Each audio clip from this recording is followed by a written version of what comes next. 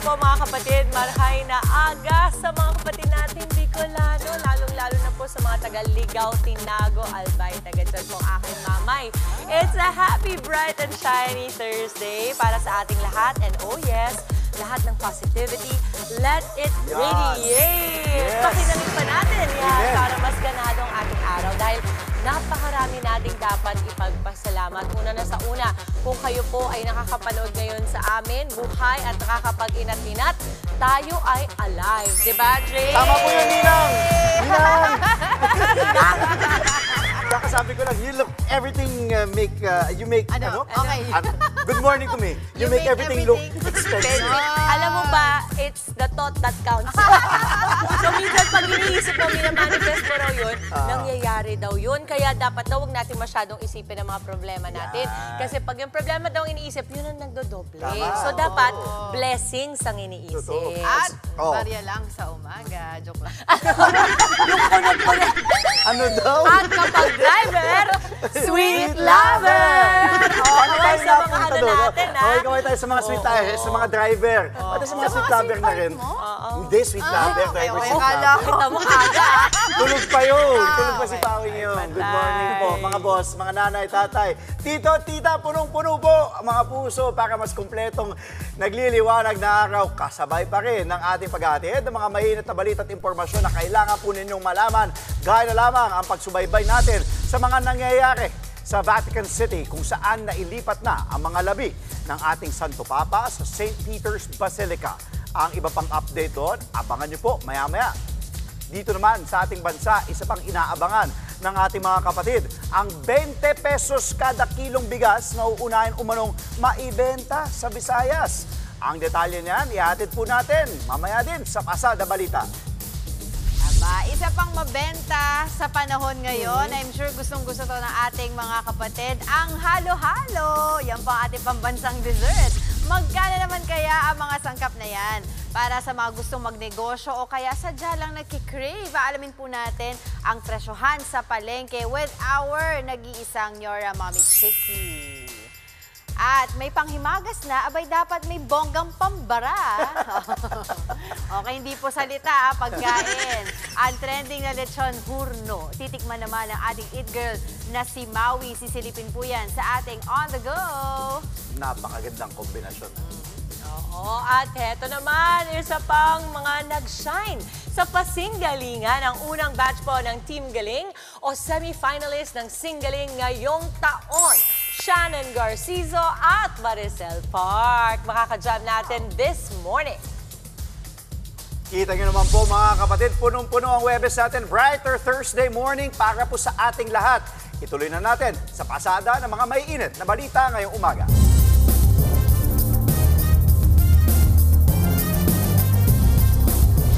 Matutupad na raw po ni Pangulong Bongbong Marcos ang campaign promise niyang 20 pesos na kada kilong bigas. At sisimulan daw po ito sa Cebu Provincial Capital.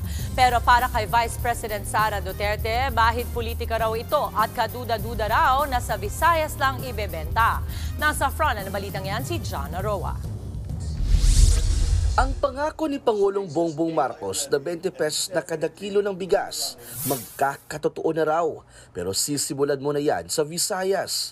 Kasunod ito ng closed-door meeting sa Cebu Provincial Capital kasama si Pangulong Bongbong Marcos, Department of Agriculture at ang mga gobernador sa Visayas. Our President has given the directive to the Department of Agriculture to formulate this to be sustainable and ituloy-tuloy hanggang 2028. Pinaplansya na ang guidelines sa pamamahagi ng 20 pesos na bigas. Para maisakatuparan yan, sa 33 pesos na kada kilo ng bigas, sasagutin ng national government at ang mga LGU ang 13 pesos. Pero bawat pamilya, 10 kilo lang kada linggo ang pwedeng bilhin. Binanatan naman yan ni Vice President Sara Duterte. Yan yung 20 pesos per kilo na binibenta, yung pinapakain sa baboy. Hindi mga hayop ang mga Pilipino. Duda rin ng bise, tila may bahid politika ang pangakong ito dahil sa nalalapit na eleksyon. Magdududa ka dahil bakit Visayas lang? Hindi ba nagugutom yung mga tiga Mindanao? Hindi ba nagugutom yung mga tiga Luzon? Kasi wala na silang magawa sa Mindanao, mami, kahit anong gawin nila, hindi na talaga boboto kami sa mga tao na kung ano-ano lang yung pinapaasa sa mga kababayan natin. Promise na naman yan sa mga tao na alam mong para lang sa eleksyon at para lang sa kanilang mga senators. Para manalo yung kanilang alyansa kuno. Pinabulaanan naman ng mga gobernador na dumalo sa closed-door meeting na may halong politika ang programa. It's always good when a promise is fulfilled. And here we are seeing the President really trying his best that a campaign promise will be fulfilled. Ayon naman sa COMELEC, wala namang problema ang programa. Pero kung may kandidatong sasama sa pagbebenta nito, maituturing anya itong vote buying. Aktibidad dyan at proyekto ng DA at saka ng NFA halimbawa. Pagkatapos merong kandidato for mayor. Ano naman po relasyon ng kandidato for mayor sa distribution ng DA? Binabalangkas na ng mga lokal na pamahalaan ang magiging sistema sa pagbebenta ng 20 pesos na bigas. Nagbabalita mula sa Frontline, Janarua, News 5, Visayas. 20 pesos, ang tagal na natin hindi nakaramdam ng ganyan, di ba? Parang Kada di kilo? ba ang meron na nga dati naging campaign na parang brand ad campaign na anong mabibili sa 20 pesos mo. Di ba? Pero kasi ito ay isasagawa daw sa Cebu, no? Sa Visayas. Sa Visayas muna, Visayas kasi mas nangangailangan daw sila doon. Plano naman nationwide at hanggang 2028 ang target nito. Mga last week of April ang implementasyon. Dahil may surplus din tayo of 358,000 tons ng bigas. Kaya plano nila, syempre, pakawalan yon. May tanong ako, may expiration date ba ang bigas? Hindi, wala siyang expiration date pero the way you store it, Yes. it matters. Yun. Tama. And ang tanong dito, bakit hindi tayo masaya o hindi tayo believe? Well, ako speaking personally, no, hindi naman nagre-reflect dito Si Vice yung President sa akin, sinasabi hindi din believe. ng network natin. Pero personally, bakit hindi ako believe doon sa 20 pesos na pinipilit? Bakit nga Kasi ba? ito yung pangako niya during campaign, diba? Correct. So bakit tayo hindi believe? Kasi this is artificial only. Why is it artificial only? It is going to be sold in Kadiwa stores only. So parang hindi nito pinapakita talaga yung pagpepresyohan and sa world market. No? So hindi niya sinabi yun during the campaign. Well, oo nga, nangako siya gagawin 20 pesos pero ang ini-expect natin kasi For all. for all. Parang misleading yung dating. Misleading oo. So ang nangyayari dito, artificial siya. Mabibili mo lang siya sa Kadiwa. sa Kadiwa stores, heavily subsidized by the government. At Kailangan meron pa ka pang 10 meron ka pang limit sa pag-purchase 10 per family. kilo kada Oo. linggo. Well, although, yes, yung mga pamilya talaga na nangangailangan ng ganitong kamurang bigas, sila yung mauuna na makabili. Pero yun nga, tanong din natin, anong kalidad niyan? Yun ang kailangan natin makita as well. Oo, kasi yun yung pinupoint out Ni Vice President Sara, President. na yun daw yung pinapakain sa mga baboy. Na hindi naman to yung mataas na quality ng bigas na makakabili ka pa rin ng mas mahal na bigas. More than anything else, for me, this is a political optics eh. Kasi diba, para lang mapapakita na, kaya kong sundin yung pinangako ko. Yun nga lang, through Kadiwa stores. Hindi siya in our market talaga.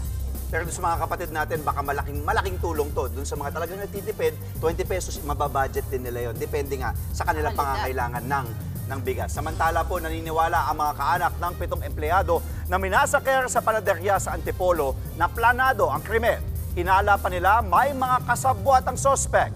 Nasa frontline ng balitang yan, si Gary De Leon. Masaya pang nagtatawanan at nag-iinuman ang mga empleyado ng panaderya sa video na ito na ipinost ilang oras bago sila imasaker sa Barangay Kupang, Antipolo City. Patay na nang matagpuan ng mga biktima sa loob mismo ng panaderya. Magkakaanak sila. Kabilang ang may-ari ni si Joan Villegas, kapatid niyang si Joseph Villegas, pamangkin nilang sina Rodel at Romel Villegas, pati pinsan nilang sina Leo Bersosa, Roel Sabala at ang 15 anyos na si Mico Reyes. Sospek sa krimen ng isa pa nilang katrabaho na si alias Bogart, nakasosyo rin ng may-ari ng panaderya. Sa kuha ng CCTV na eksklusibong nakalap ng News 5, nakita pa si alias Bogart na sakay ng motorsiklo paalis sa lugar matapos ang krimen. Kalaunan, sumuko siya. Git niya, solo niyang minasakyan ng mga katrabaho, pero duda riyan ng pamilya ng mga biktima. Magulo rin daw ang kwento ng sospek na ipinagtanggol lang daw niya ang kanyang sarili nang kuyugin umano siya ng mga katrabaho. 7 lumaban sa kanya tapos mag-isa lang siya kahit sabihin siguro walang kahit anong dala. na pwedeng iganti sa kanya. Posible naman na wala siyang galos eh. Tapos sasabihin niya na ng laban. Hinala rin nila, nilagyan ng suspect ng pampatulog ang alak na pinainom sa mga biktima. Sa inisyal na impormasyon na nakuha ng pamilya sa autopsy report, may indikasyong pinalo sa ulo ang mga biktima saka pinagsasaksak. Mababaw lang daw ang mga saksak kaya posibleng sa palo sa ulo sila namatay. Wala na, hindi na sila may tsura kasi balot na sila sa dugo. Talagang yung isang kuya ko parang nabasag yata yung kabilang side niya sa mata. Tapos yung dito yata butas. Dagdag pa ng kaanak ng mga biktima na kwento raw ng pinaslang na si Joan na umano'y hindi siya pinapahawak ni Bogart ng kita ng kanilang panederya. Posible rin daw na planado ang pagpatay at may kasabwat. Bago raw kasi nangyaring insidente, nag-alsa balutan ng isang taong malapit sa sospek. Pati ang mga alagang aso ni Bogart ay pinaampun na sa mga kapitbahay. Sa ngayon, nananawagan ng tulong ang pamilya ng mga biktima para maiuwi na sa Masbate ang bangkay ng 7 biktima. Nagbabalita mula sa Frontline, Gary De Leon, News 5.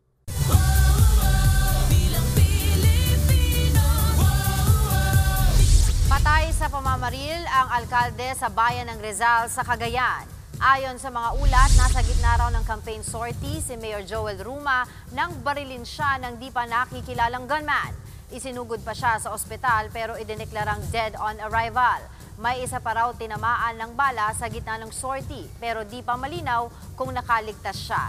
Tumatakbo si Ruma bilang re-electionist. Hinahanap na ngayon ng mga otoridad ang nasa likod ng pamamaril.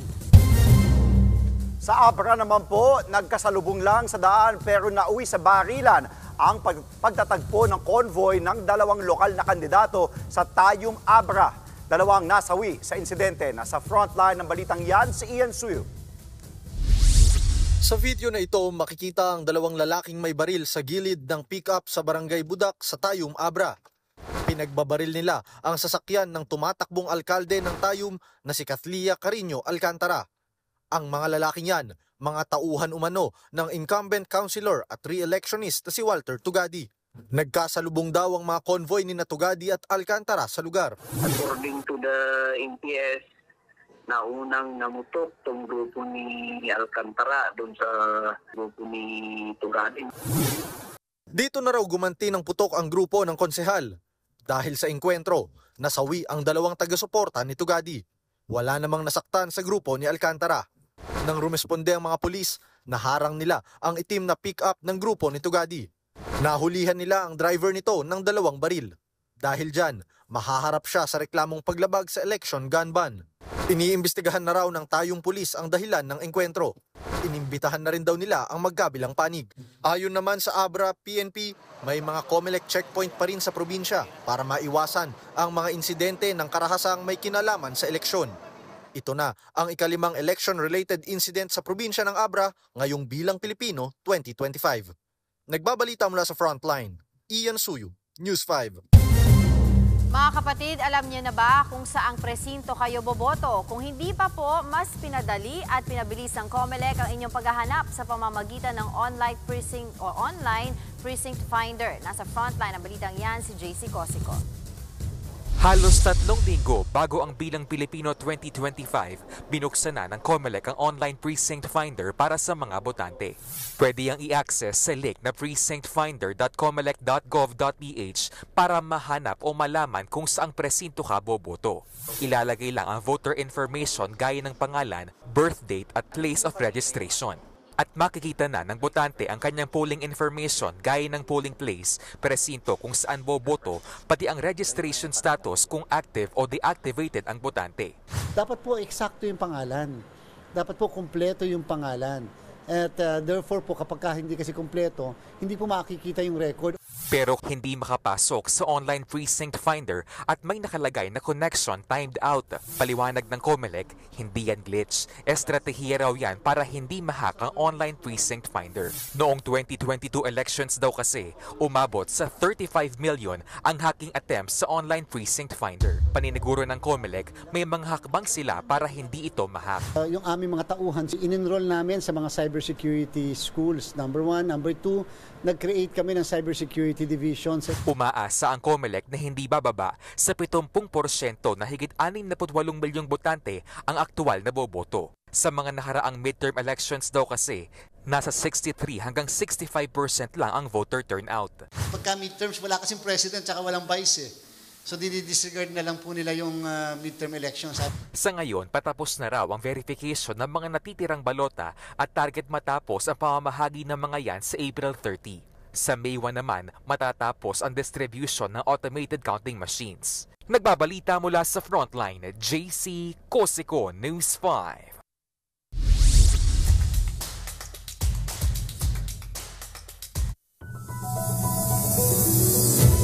At naroon po oras na para sa ating ulat panahon. Hatid pa rin ng ating weather, Tito, na laging may panahon para sa iyo. Tito Alvin, good morning kapatid. Ano bang weather natin for today? Good morning Mama Dims at good morning mga kapatid. Ulat panahon po tayo ngayong araw ng Huwebes. Magpapatuloy pa rin po ang mainit at maalinsangang panahon. Sa malaking bahagi na po yan ng ating bansa, dulot pa rin itong ating tinatawag na easterlies. Maliban lang sa medyo mataas na tsansa ng mga pagulan or thunderstorms, dito sa ibabang bahagi ng Mindanao, dulot naman yan ng ating tinatawag na intertropical convergence. So, mga possible thunderstorms nga ang ating aasahan dito po sa areas ng Zamboanga Peninsula, kasama na po dyan ang Basilan, Sulu at Tawi-Tawi, at maging dito sa ilang bahagi ng Soc-Sargen, dahil pa rin po doon sa ating tinatawag ng intertropical convergence zone. Mga localized o isolated na pagulan or thunderstorms naman ang ating aasahan sa natitirang bahagi po ng Mindanao. Ito po yung mga dagliang pagulan sa hapon at gabi. Pero pag wala po tayong mga nararanasang pagulan, mainit at malinsangan pa rin po ang panahon natin dito po sa area ng Mindanao. Magandang panahon pa rin ang ating aasahan, pero mainit sa tanghali dito sa malaking bahagi ng Visayas, kasama na po dyan ang Palawan. Kasama na rin po dyan ang areas ng Panay, Negros, maging dito sa area ng Cebu. Asahan pa rin po natin ang matataas na heat index, lalong-lalo na pagsapit ng tanghali. Ganoon din po ating aasahang panahon sa malaking bahagi ng Luzon, particularly sa mga areas na nasa Kapatagan at sa pagitan ng bundok. Kasama po dyan ang Cagayan Valley, may init po dyan, maging dito sa Ilocos Region, lalong-lalo na sa areas ng Central Luzon. At ito pong western section ng Calabarzon, yan pong areas ng Batangas at Cavite. Dito naman sa Metro Manila, nakapagtala po tayo ng hanggang 43 degrees Celsius na heat index kahapon at yan naman po ay umabot or aasahan naman po natin ngayong araw, posibleng umabot po yan sa hanggang 42 degrees Celsius. Yan po ay again, nasa danger level na po, mapanganib na antas ng heat index. Kaya mag-ingat po tayo, lalong-lalo na pagsapit ng tanghali. Pagsapit ng hapon, mas nagiging maulap naman ang ating panahon, pero mainit at malagkit pa rin po sa pakiramdam. Kaya bukod sa pag-inom ng tubig, ugaliin din po nating maligo para makabawas sa init ng ating katawan. Bango na po mga kapatid, ang ating araw po ay sumikat kani-kanina lamang, 5:37 ng umaga at muli po yung lulubog mamayang 6:12 ng gabi. At yan muna ang latest sa ating lagay ng panahon. Muli, ito po ang inyong weather, Tito Alvin, na lagi may panahon para sa iyo. Sa aming pong pagbabalik, 3 patay matapos madaganan ng trailer truck ang 5 sasakyan sa Marikina. Sa On The Go, trending na lechon hurno sa Tondo, Maynila, dinayo ng ating kapatid na si Maui. At sa mahal ba o mura, beat the heat ngayong tag-init. Alamin natin ang sangkap sa paggawa ng halo-halo at kung magkano ang bentahan nito. I-share yan sa atin ating nag-iisang Mommy Chickie. Marami pa tayong baong pampahappy ngayong araw, kaya naman tutok lamang po dito sa inyong paboritong Morning Kasalo. Ito ang Good Morning Kapatid!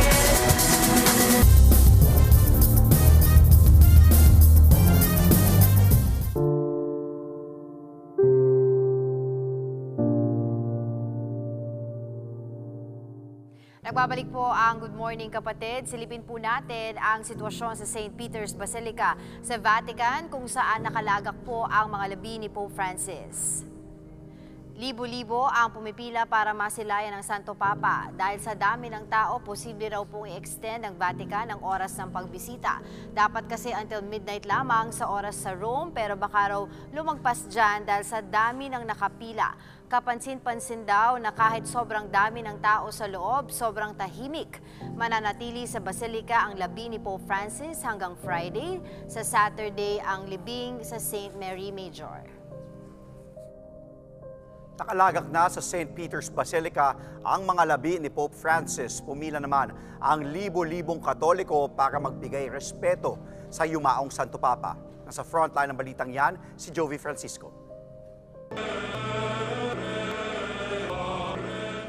Mula sa Casa Marta Guest House, sinimulan ng mga kardinal at iba pang alagad ng simbahang katolika ang traslasyon sa labi ni Pope Francis hanggang makarating sa St. Peter's Basilica sa Vatican City.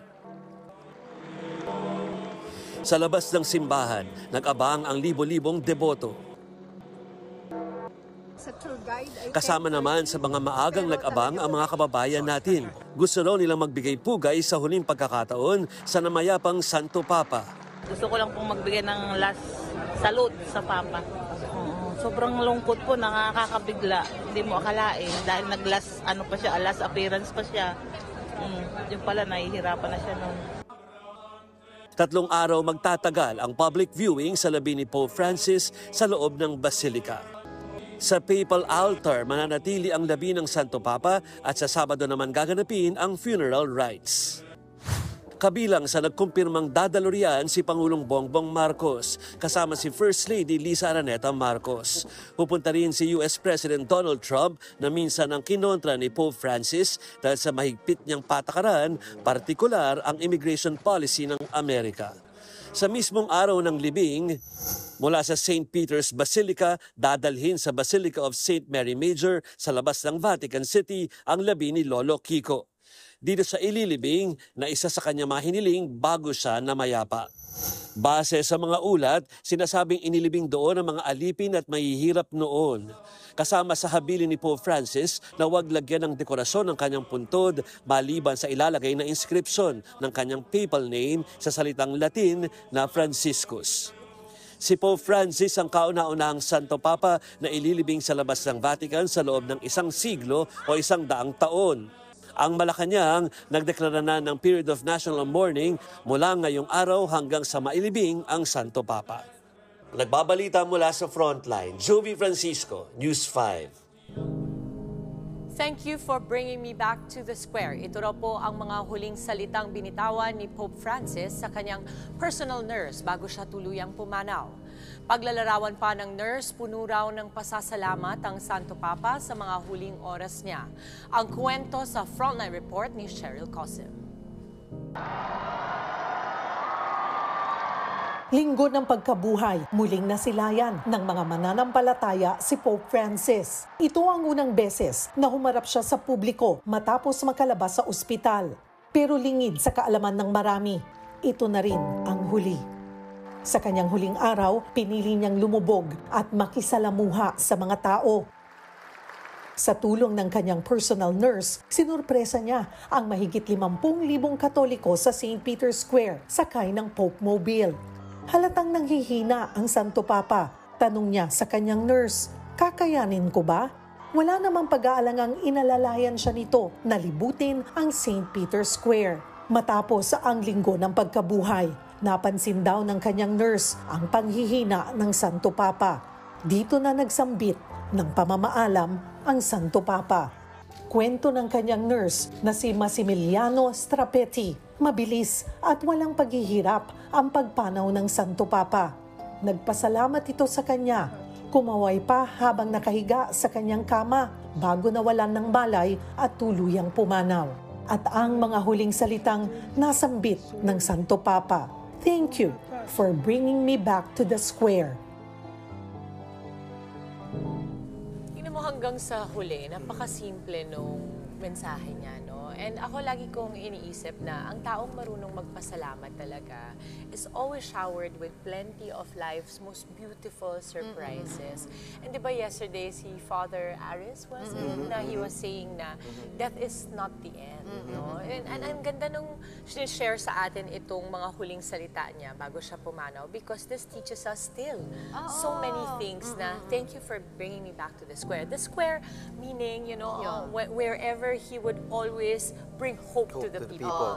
Alam mo, ang totoo nakarating kasi ako dyan sa square na sinasabi ni Pope Francis.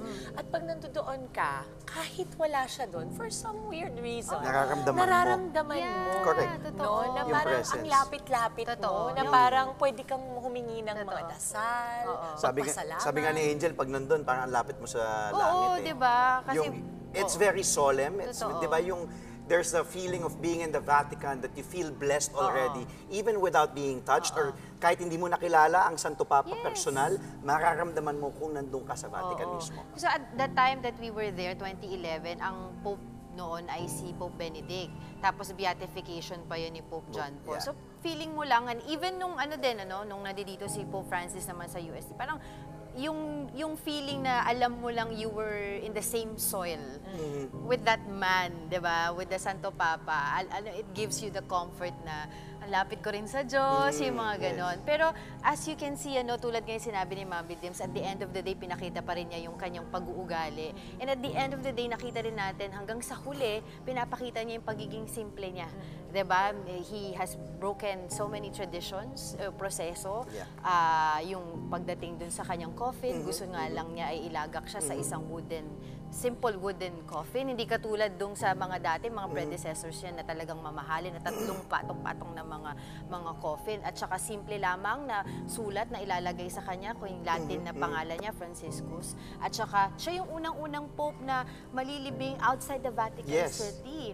And as you look at it, itong whole process na to, makikita mo yung buong kultura, buong tradisyon, at saka politics ng Catholic Church. May nabasa nga ako somewhere sa online, one article, a very beautiful article, na sabi, he may not be the most traditional pope that we've had in the history of mankind, but he was probably, arguably, one of the most human being, most sincere, purest human beings na naging pope daw. Kasi he humanized the concept of Catholic Church. At ang dami niyang quotes na hanggang ngayon, may nakita din ako quote kahapon, sinabi niya, isa sa mga nasabi niya nung siya ay nabubuhay pa, let us learn to live with kindness, to love everyone even when they do not love us.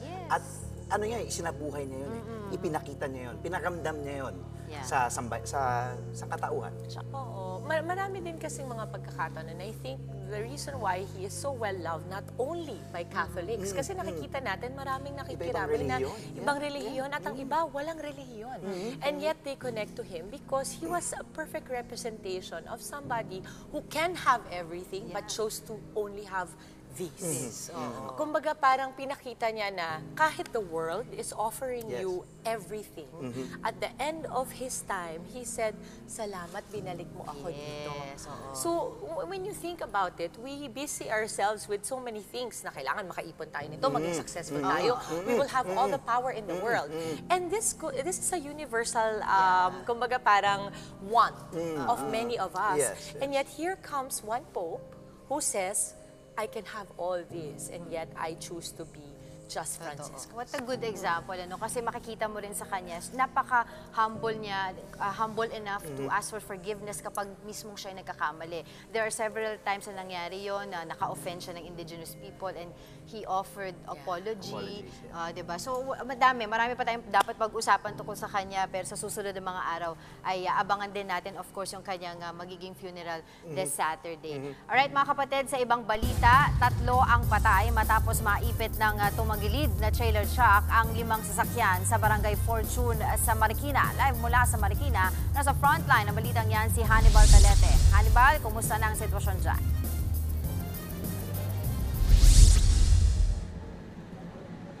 Angela, higit 6 na oras tumagal ang retrieval operation sa naipit na driver dito sa Maya Fortune Avenue sa Marikina. Nadaganan kasi ang jeep at ng ibang mga sasakyan ng tumagilid na trailer truck mag-alas 10 kagabi. Sa inisyal na investigasyon, 3 ang kumpirmadong nasawi sa pagkakaipit ng mga sasakyan, habang 10 naman ang nasaktan. Ang mag-ina na sakay ng isang kotse at driver na nadaganan ng jeep ang kabilang sa mga nasawi. Nakaligtas naman ang ibang sakay ng mga naipit na jeep at kotse, pero nahirapan ang mga rescuer na sagipin ang mga naipit na pasahero ng mga sasakyan. Mag-deliver daw sana ng bulak ang trailer truck sa Barangay Fortune, pero dumausdos ito at bumagsak sa ang container van ng mga sasakyan na sa kasunod nito. 2 pampasaherong jeep, 2 kotse, 1 SUV ang nadamay sa aksidente. Sa ngayon, hawak na ng pulis ang driver ng truck. Mahaharap siya sa kasong reckless imprudence resulting in multiple homicide, multiple physical injuries at multiple damage to properties. Angela, sa ngayon ay inaalis na nila ngayon yung container van na nakahambala dito sa may Fortune Avenue. Ano? Pati yung mga sasakyan na involved sa aksidente ay naigilid na rin ng mga rescuer para nga madaanan na itong Fortune Avenue. Pero sa mga oras na ito, Angela, sarado pa rin ito sa mga motorista. Angela. Maraming salamat, Hannibal Talete. Nagkakambola sa Misamis Oriental ang 6 na sasakyan na ikinamatay ng isang truck driver. Ang dahilan ng disgrasya, pumutok na gulong. Yan at iba pa sa Frontline Report ni Gary De Leon. Sa pool sa CCTV, ang pagtagilid ng truck na yan sa paurbang bahagi ng kalsada sa Alubihid, Misamis Oriental. Nakaiwas naman ang isang puting van. Isang kotse rin ang muntikang matamaan ng container van. Bago tumagilid ang truck, nasagasaan nito ang 5 pansasakyan. Isinugod sa ospital ang truck driver pero idineklara ring dead on arrival. Ayon sa mga pulis, pumutok ang gulong ng truck kaya ito na disgrasya. Hindi na nagapan siguro ng driver. Marami siyang iniwasan daw na sasakyan pero sa tusi, marami pa rin siya nasagasaan. Disgrasya rin ang inabot ng isang delivery rider matapos pumailalim sa oil tanker sa Talisay, Cebu. Base sa investigasyon, magdi-deliver lang sana ng pagkain ng biktima. Nakahinto raw ito sa nakapulang traffic light at nagsi-cellphone para tumingin ng direksyon. Hindi niya namalayang na-green na pala ang traffic light. Bigla namang umandar ang oil tanker sa likod niya at diretso siyang nabangga at nagulungan. Nasa blind spot po siya nung fuel tanker. So, on the position also of the truck driver, ang nakita lang ng truck driver is umarangkada na. Sinubukan pang dalhin sa ospital ang biktima pero hindi na siya umabot ng buhay. Nakakulong na ang driver at mahaharap sa reklamong reckless imprudence resulting in homicide. Nagbabalita mula sa Frontline, Gary De Leon, News 5. Sinuspende naman ang lisensya ng halos 100 PUV driver na nagpositibo sa drug test nitong Semana Santa. Pati ang nag-viral na kaskaserong bus driver sa La Union, binawi na rin ang lisensya. Nasa frontline ang balitang yan si Gerard de la Peña. Kuya, please lang po! Nitong Holy Week lang na mag-viral ang video ng mga pasengerong nagmamakaawang makababa sa sinasakyan nilang bus sa La Union. Sobrang bilis daw kasi magpatakbo ng driver. Nagdesisyon na ang Department of Transportation na tanggalan na ng lisensya ang driver ng bus. If I'm not mistaken, 2 beses pa niya ginawa ito. Mahirap po mawala ng kabuhayan, pero hindi po natin papayagan ito.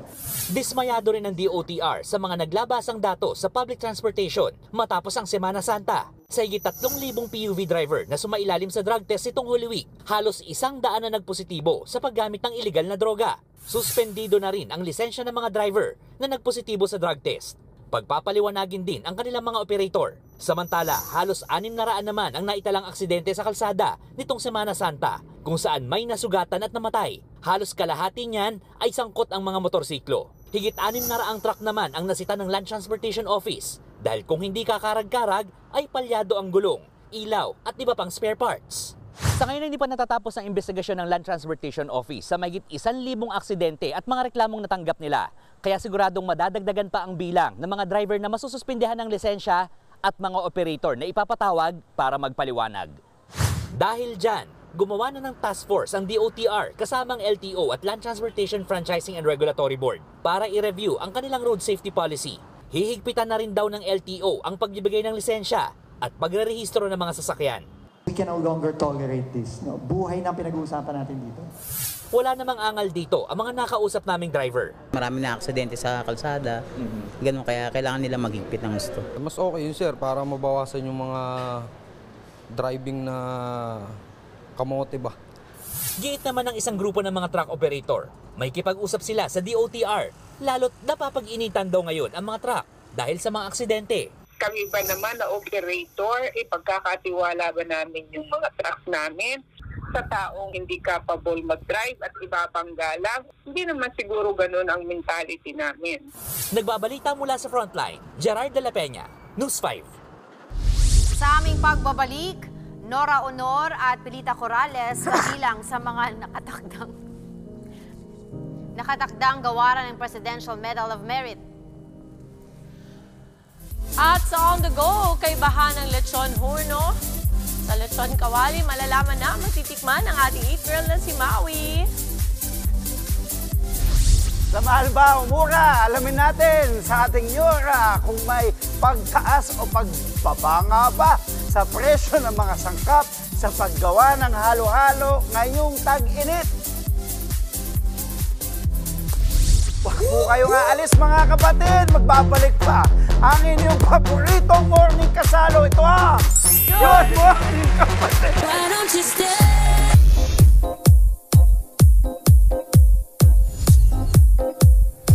Gagawaran po ng Presidential Medal of Merit ng Malacanang ang mga yumaong legends ng Philippine arts and food industry. 4 na Pinay ang kasama dyan, kabilang po sina national artist Ms. Nora Honor, Asia's Queen of Song Ms. Pelita Corrales, veteran actress Ms. Gloria Romero at decorated chef Ms. Margarita Forres. Pagkilala ito ng palasyo sa kanilang ambag sa cultural and artistic heritage ng ating bansa. Gagawin ang special ceremony sa Malacanang sa May 4. Inaasahang dadalo ang mga kaanak ng mga awardees. More milestones await para kay legit Dabarkads Miles Ocampo. Pumirma na nga po kasi ng talent contract sa All Access to Artists ni MMFF, Best Director for the Kingdom Mike Tuviera.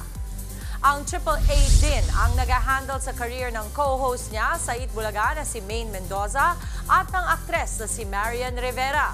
Dahil dyan, asahan ng magiging booked at mas busy palagi si Miles. Chika niya, gusto niyang gumawa ng intense drama gaya ng katatapos lang na Holy Week special nila sa Eat Bulaga. Sabi ko nung first, si Bossing naka-extend ako. This year, si Boss Joey, si Tito Sen na lang yung kulang. Pero I'm grateful kasi parang never ko talaga in my wildest dreams naisip na magiging parte ako ng show na yun. May surprise appearance naman po si Blackpink Rosé sa concert ng Coldplay sa South Korea. Meron pa silang inihandang performance para sa kanilang fans.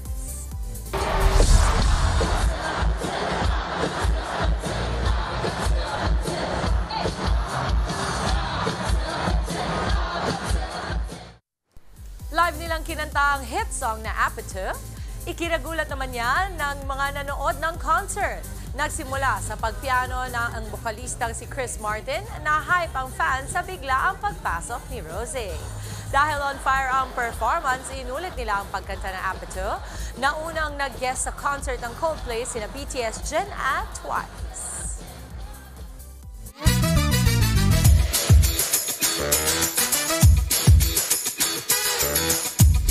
Good morning sa mga kakagising lamang mga kapatid. Oras po natin ngayong Webes 6:14. Isang crispy at juicy na umaga na naman ang hatid sa atin ng ating Eat Girl na si Maui na nasa Tondo, Maynila ngayon. Baby Mau, ano nga ba yung lechong hurno? Pakikwento nga, kahit hindi ka magpadala, pakikwento na lang yung lasa. Good morning, Kuya Andre! At good morning sa ating mga kapatid! We are live from Tondo, Manila. Nandito tayo sa Rachel's Lechon Hurno. And tulad nga ng tinanong mo sa akin, ano nga ba ang Lechon Hurno? Yan ang malalaman natin ngayong umaga. Tawagin po natin si Miss Precious, ang owner dito sa Rachel's Lechon Hurno. Hi, Miss Precious! Hi po, good Hello, morning good morning! Tabihan niyo ako, Miss Precious. Okay, Miss Precious, ang tanong din sa akin ng mga co-host ko sa studio, ano nga ba ang Lechon Hurno po? Bali, ma'am, ang Lechon Hurno po, lechon baboy po siya na niluto sa horno or Okay. oven po. Okay, so it's a type of cooking, Yes yung po. hurno. Ano po yung pagkakaiba in terms of lasa naman? Kasi tayo mga Pinoy, nasanay tayo sa traditional na lechon, yung iniikot-ikot. Apo. Ito po, anong kakaiba sa kanya? Bali po, ma'am, yung lechon horno po, niluto po siya sa oven ng 3 to 4 hours po. Wow, ang tagal. Opo, ganun po siya katagal. And then? Iba po siya sa lechon kawali na pinarito po sa mantika, Opo. tsaka po rin sa uling po. Bali, yung texture po niya, tsaka yung pinakabalat, same lang din po siya nung lechon na niluluto ng uling. Okay. Pero parang feeling ko parang mas juicy. Yes po. Diba? At saka feeling ko mas malasa. Yan ang malalaman natin. Yes Ano? po. Pero Miss Rachel, ako natuwa ako kasi ang ganda ng kwento nyo. Share nyo naman sa amin. Ang balita ko, nag-start kayo nito lang, March 2025. Bali, nung March 31 po, nag-start po kami ng lechon hurno. Galing po kami sa Pagkalugi, ma'am. Ginawa po tong kalsada, so give up na talaga kami. Okay. Nagbigay na idea sa akin yung mother ko na mag-lechon hurno ka na lang kasi yun yung ginagawa namin dati ng tatay namin. Okay. Yung lechon ulo, hinuhurno nila. So, 8 days kaming ganun, ma'am. 8 days na yon nagbebenta lang kami ng 3,000, ganun po, hanggang 4,000. So, give up na rin po kasi malaki po expenses masyado. Tapos, ang nangyari po, may vlogger po na dumaan dito, si Sir Loy Sebastian, sa Cele TV, na nag-trending. Pinost po niya ng 6 p.m. kinabukasan. 8 p.m. po din, nagsapo kami ng tao dito. Hanggang ngayon po, wala na pong tigil yun. Oh, wow! Milagro po. Ang ganda! Very inspiring. Alam mo, minsan talaga yung ibang tao nagiging instrumento, no? Para tulungan ang ibang tao. At ang balita ko, yung video na yon na pumunta dito yung mga vloggers, umabot to ng milyon ng views? Yes po, 2.6 million views, 2.4 million views, iba-iba po yung views. Million views my po gosh, talaga. I'm so happy. Sana itong kwento mo, maging inspirasyon din sa mga kapatid natin na talagang nagbi-business at talagang parang pasuko na talaga. Pero anything can happen, diba? Lalo na pag pinagdasal mo. Okay, Miss Rach, pag-usapan na po natin. Ay, Miss Rach, Miss Precious. Wait, sino nga pala si Rachel ulit? Si Rachel po yung pangalawang anak ko po. Ayun, pinangalan niya rin sa anak niya, kaya nakakatawa itong business niya. Okay, Miss Fresh, I want to try, paano ba gumawa ng lechon hurno nyo na talagang sikat na sikat dito sa Tondo, Manila? Okay, so dito, eto, ready na yung lechon nyo na 4 hours nyong niluto? Yes po. Okay, tapos eto naman po, yung ichino-chop-chop nyo na. Yes Uy, po. wow! Can you hear? Oh my gosh, it's super crunchy! Talaga namang pinaghihirapan talaga. Okay, so, icho-chop muna natin mga kapatid, pag ganun tama po ba? So, isang ganon, Miss Fresh. Okay, malakas. 1, 2, charot. Oh my gosh. Isa pa? Okay po. Uy, in fairness, baka naman hiring kayo. Pwede ako. Diretso lang. Ayun. Okay. Ayan. Okay. Okay. Ganun. Okay. Alright. Tapos, ayan na. Ikakat natin siya ng portions naman. Apo. Pak. Pak. Dapat pala yung galit mo dito, nilalabas na. Ayun. Okay. Wow, it's so crunchy. My gosh. Alam niyo, wait lang, pakita ko lang sa ating mga kapatid ha. At mainit pa siya. Miss Fresh. Oh, wow. Tingnan niyo naman po. Wow! Ang crunchy. Excited na ako. Okay. So, ito po, ilalagay natin saan, Miss Fresh? Bali po, yung bestseller po sa amin, chow fan with chow fan rice po. 120 grams po. Yan, lagi po namin tinitimbang para po sabihin na pantay-pantay lang. So, ito, para fair. At saka, syempre, kasi malulugi din kayo pag medyo, kunyari, yung isa na pa sobra. Yes po, so, dapat sakto lang sa pressuring na china-charge nyo. Ano pong target nating weight? 120 po sa rice. 130 po para po sa kare-kare. Okay. So, sa kare-kare tayo kasi may naka-ready tayo dyan. Kulang pa po ng maliit, ma'am. Maliit. So, pag ganito kaliit or mas maliit pa, pwede na to? Pag sumusobra lang po ng konti, binibigay na po namin yan. Ayan, pwede na, no? Kasi ang hirap naman kung tuldok lang ilalagay natin. Okay, so ito, nakuha na natin mga kapatid. So, yung ganyang karami naman, ilalagay naman po natin dito sa kare-kare. Saan po natin pwede ito ilagay? Dito na ko lang ilagay ha, para makita ng ating mga kapatid. So ito, ikakalat ko lang. Yes po, ma'am. Sa ibabaw. Ang sarap. Oh my gosh. Hindi ko pa natitikman pero ramdam ko na yung sarap niya talagang panalong-panalo. Ganyan lang po. Apo. So yung ganitong kare-kare, magkano po nagsisimula? 150 pesos po yan. Wow. Okay. For sharing na po. Alright, ayan na. Charan! Oh, wow! Sobrang excited naman ako. Mamaya mga kapatid, alam niyo na, titikman natin tong kare-kare at iba pang mga dishes dito na nagsisimula lang sa... Magkano po nagsistart yung mga 100 pesos po. From 100 pataas. O, sobrang sulit. Saka makahanap ng lechon na 100 pataas. Miss Fresh, mamaya samahan niyo ako, titikman natin to, ha? Sige po, ma'am. Kaya for now, back to the studio muna, mga kapatid. Ang sarap. Alam mo na, amoy ko. Maraming salamat, Maui.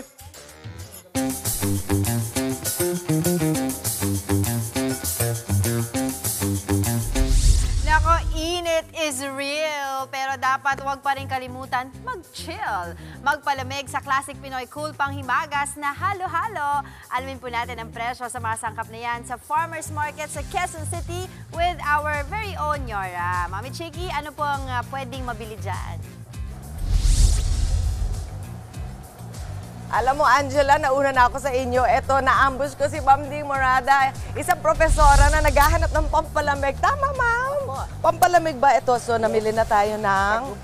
Sige, parang 1 kilo ng sago, tapos sugar and langka. Saging na Ayun. So, ang tawag nyo is, ano sabi nyo, sabakonyelo. Ito ang paborito ng mga bata. So, paano ang luto niyan? So, yung sugar, milk. Sa chop na saging. Tapos na boil na. Ayaw at least yung ano naman po, cut it into small pieces. Tapos pag na-boil na yung saging, cook na, you drop this sago, and then you put the... Ready na, nandito. Ma'am, magkano lahat ito? Ay, magkano? Ay, tatanong muna natin. Sige, ma'am. Babalik ko na sa inyo to para makapag-shopping na kayo. Thank you. Ayan, kasama ko na si Heidi. Dito, syempre, kay Heidi Agueto nagsha-shopping si Ma'am Ling, isang suki. So, ganun po. Ang lakaran ngayon, puro yung mga malalamig na panghimagas, na pangmerienda. Hindi ba, Ma'am Heidi? Yes po. Dito, pakita natin. Kung kayo ay naghahanap ng mga panghalo-halo, nandito lahat ng kailangan. Dali, kalapit kayo dito. So, nandito na lahat ng kailangan ninyo mula sa mga crops na minamatamis at saka yung saba. Ano pa yung mga masangkap na nandito? Sago, kamote, gulaman, nata. So, pwede yung halo-halong malamig na yelo, pero pwede rin yung ginatan, syempre, di ba? Yes po. Daanan natin, ma'am, yung mga presyuhan. Ang balita ko, matagal nang hindi nagpapalit ang presyo ng mga sangkap ng halo-halo. Yes, ma'am. Mula pa noong mga pandemic. Yes po. So, steady siya ngayon. Yes, so, po. pati yung mga gatas, nandito na kayo. Nandito na. Yung mga small na evap, nasa 25 pesos po yan per can. Yung big, nasa 40. Yes. At ang kondensada naman, nasa 40 yung small. At nasa 80 yung big. Mas mahal ng konti. Yes, ma'am. Yung big, ano. Tapos ito nga, inatabi ko. Kung pakita natin, isang bote pong ganyan ay nasa 70 pesos per bottle. Mas mahal po ba yung red o kaya yung green? The same price the lang, same ma'am. price. Walang kinalaman ang kulay sa presyo. Pati ang gulaman, ganun din. Ano yan, kada piraso yung pagbenta nyo, no? Isang cup, kumbaga, Yes, no? po. 5 5 pesos pesos lang isa. Pero chinachop, di ba dinadice naman yun? So usually, kung bibili kayo ng yung panggawa ng mga, pang isang pamilya, ilang piraso ng gulaman? Mga 5 pieces, ma'am. Mga 5 pieces, 25 pesos, mura na, no? Tapos maglalagay din kayo ng food color, kung gusto niyo pang mas maging makulay yung inyong ginataan, 10 pesos lang naman. At yung saba, 7 pesos kada piraso. So ako po ay mamimili ngayon, pipiliin ko ba yung green o yung parang hinog-hinog? Yung tama lang sa hinog, ma'am. Okay, so pagka hindi pa hinog, ilang araw bago? 3 days po. 3 days, so tama lang. Tapos patatamisin nyo rin naman, diba? Okay. So, 60 per kilo naman kung gusto nyo bilhin. Ay, hindi. 60 per kilo yung sago pala. Whether small o big, yung gawa na. Yun po yung binili ni Ma'am Ling kanina. 60 pesos, ang dami na nun. Pwede rin naman yung bibili kayo na hindi luto. Magkano? Pwede, ma'am. 100 per kilo, ma'am. Mas mahal pero mas madami kayo magagawang sago. Kaya lang, kayo na yung magluluto. So, tatanungin lang kay Ma'am Heidi ko anong gusto nyo.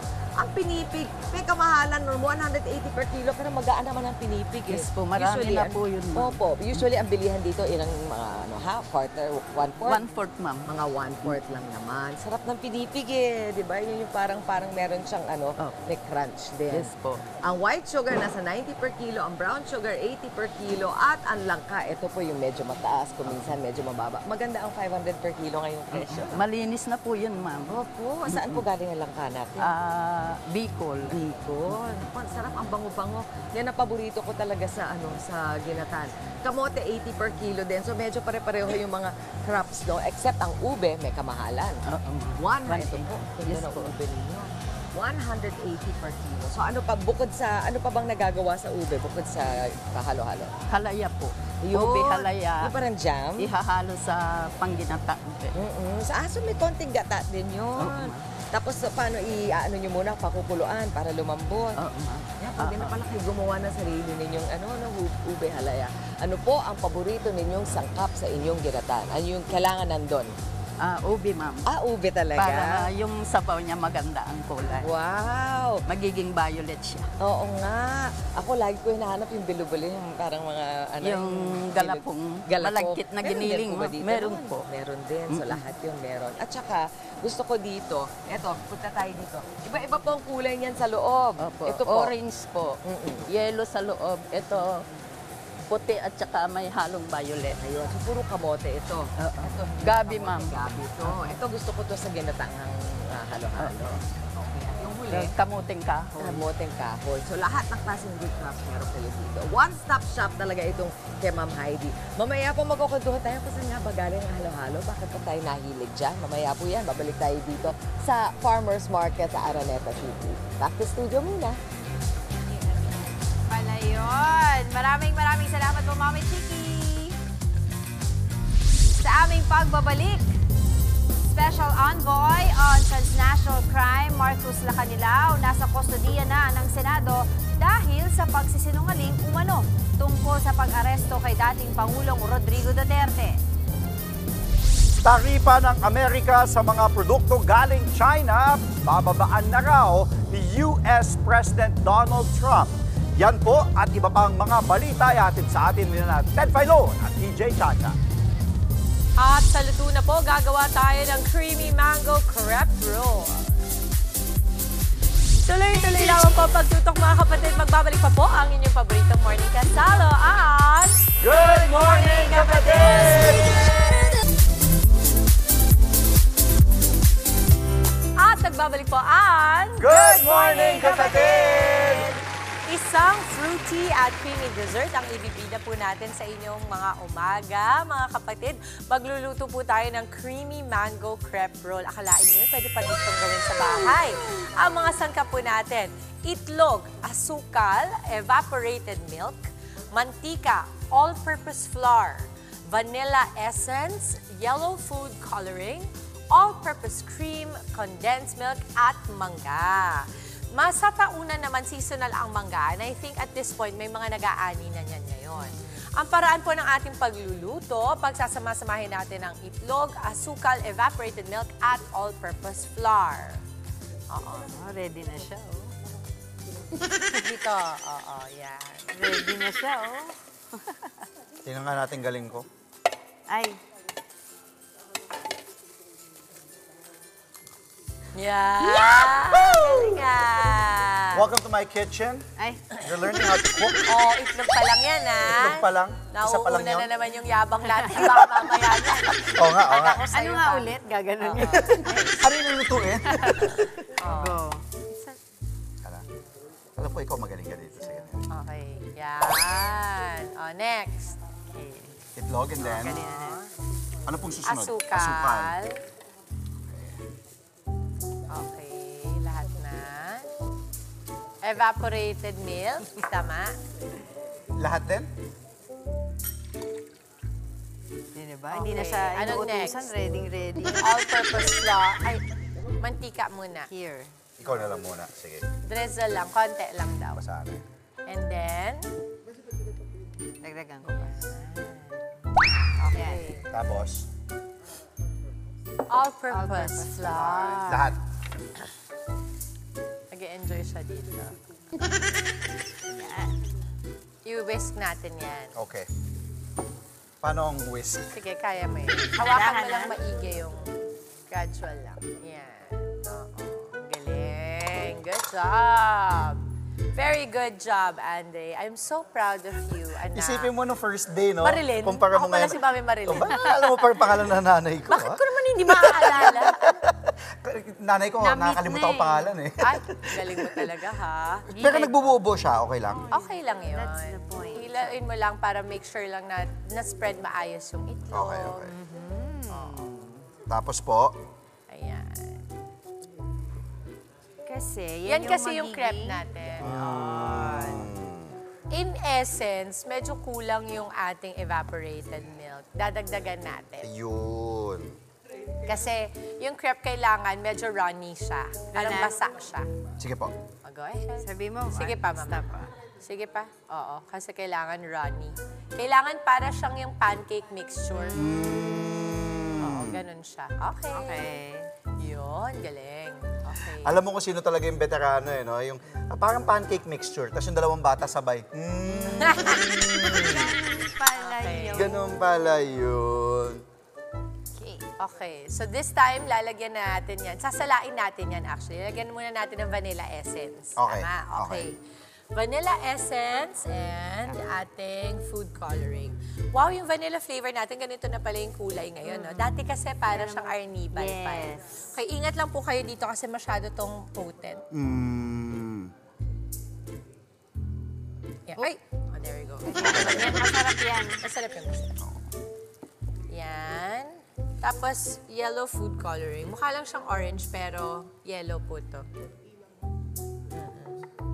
A dot. Yan. Para kakulay siya ng mango. Okay, go. Yan. Okay na yan. Tingnan mo, magiging dilaw na yan. Galing nakahusay. Kulang pa yung food coloring natin. Parang ang pale ng pagkaka-yellow. Isipin mo, pag in-order mo to sa restaurant, Yeah, sa mahal social yan, mo. Ang mahal-mahal Tapos, yan. kaya palang gawin lang sa bahay. Tapos sasalain natin yan, pabababain natin dito. And that's the only reason is that para wala yung buo-buo. Okay. Oo, kasi pag niluto mo yan, may buo-buo, parang magbabubbles yan yung crepe niya. Okay, you Okay can na po. pour. Yes. So when you pour, Paano? Sige, pour mo lang sa akin para makita mo rin paano. Dito lang po. Sige, go. Okay, go. Kailangan naka-blackout ako dito. Dito lang ako nakikinig sa kanan eh. When you pour, you pipe daw eh. Okay, paano? Eh, kaya sa U6. Oh, Dito. Okay. Okay. Ayan. Tapos, pag sinasala yan, ganyanin nyo lang para yung buo-buo niya, hindi rin din sayang. So, makikita nyo yung sa ilalim. Wala na yan.